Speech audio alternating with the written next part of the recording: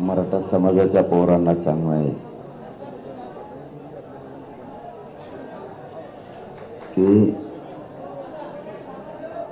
कोणताही नेता आला तो भाजपचा येईल, तो विरोधी पक्षाचा येईल, आपल्या पोरांनी त्यांना ताण देऊ नका. आपल्या व्यासपीठावर आलेला आपला दुश्मन जरी असला तरी त्याला सन्मान द्यायचा शिका.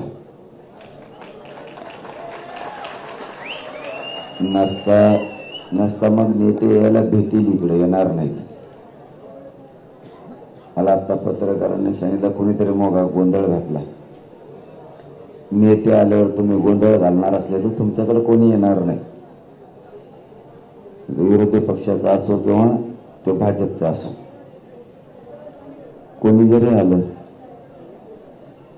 तरी आपल्या जोवर आपला सण होत आहे तोवर सन्मान करा.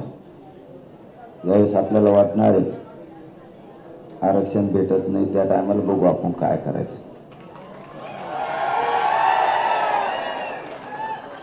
पण सध्या कोणत्याही विरोधी पक्षाचा, राष्ट्रवादी, काँग्रेस, भाजप, शिवसेनेचा कोणाचा आला, एकाही पोरानं त्याला इथून पुढे माघारी बोलू नका. त्याला सन्मानाला सन्मानाने वाटा लावा. बघा आता तुमच्यावर जबाबदारी आहे.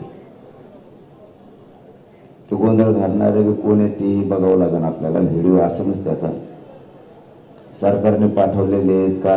मी मागेच सांगितलं ते सरकार दंगल आहे. माझे पोर असं करत नाही, ते सरकारचेच असू शकते, तेव्हाच ते असं करते. म्हणजे त्यांना ते घरूनच आणायचे. त्यामुळं पोरं सावध राहा. कोणता नेता आला त्याला त्रास देऊ नका, थोडे सावध राहा. बाकी मी सगळं बघतो. मी यांची पाठपुराला पक्का आहे.